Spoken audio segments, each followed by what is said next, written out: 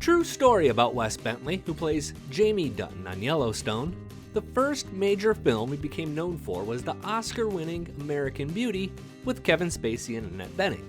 He played Ricky Fitz, the pot-smoking, artistic, next-door neighbor that dates the main character's daughter.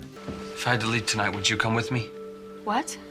If I had to go to New York to live tonight, would you come with me? His character is this real whimsical sort of kid who films plastic bags floating in the breeze and cries about it, but do you know how he got that role? He just showed up. I'm not even joking. Talking to Jefferson White on the official Yellowstone podcast, Bentley said he had the script, but no audition, so his manager told him to just show up and pretend like he had an audition and, someone didn't record his appointment or whatever. It worked! And away he goes on an unbroken string of hit movies and TV shows. Well, unbroken except for those years where he battled a serious heroin addiction that cost him all of his money and a marriage and nearly his life. Yeah, that's a lot to take in, right? It's Billy Dukes, and if you're Team Jamie on Yellowstone, give this video a thumbs up, and if you're not, explain why in the comments section below. He's certainly a controversial character, isn't he? It's hard not to be Team Wes Bentley after learning his story, however.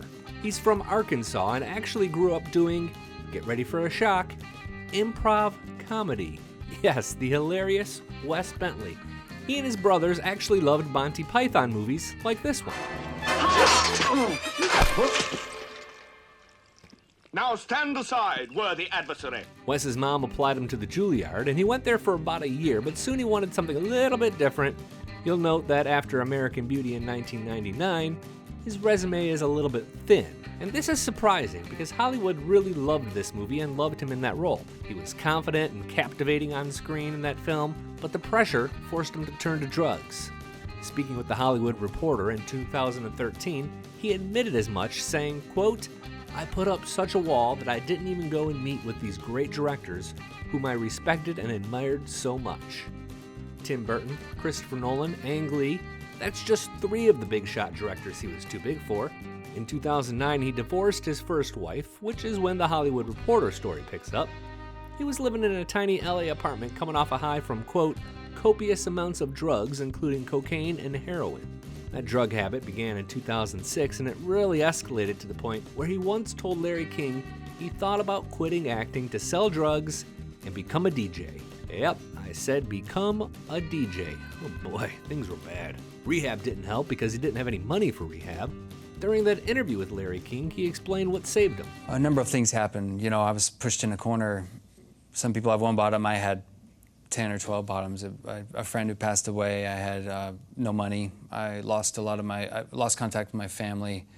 And I finally met somebody who I loved, and that kind of turned it around. And then I met somebody who was sober, and I wanted what he had. The friend that died, however, that was Heath Ledger, who died of a prescription drug overdose in January of 2008. By 2010, Wes would meet and marry Jackie Swedberg, and she and their son would help him toe the line. Then he started to make a comeback. Wes isn't on social media, so we only have these pictures from 2014 to show you of the couple, but the internet says they're still married today. They have 2 kids, a son and a daughter. He actually told MTV that fatherhood has made him a better actor, which is pretty cool. I'm gonna give that a thumbs up. By 2012, he landed what would be one of 2 famous roles that preceded Yellowstone. The first was as Seneca Crane in The Hunger Games. He's that pretty awful sidekick to Donald Sutherland's President Snow. Then he starred in about 25 episodes of American Horror Story and was just wonderfully awful.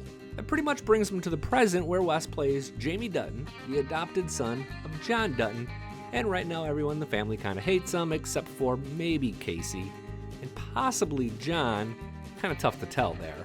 If you recall, we left off with him under Beth's thumb heading into season 5.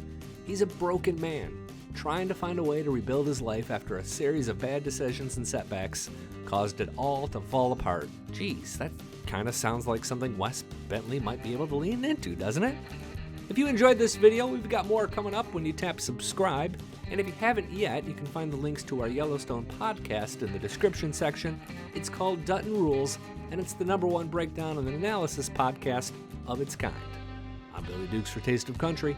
Thanks for watching, and thanks for subscribing.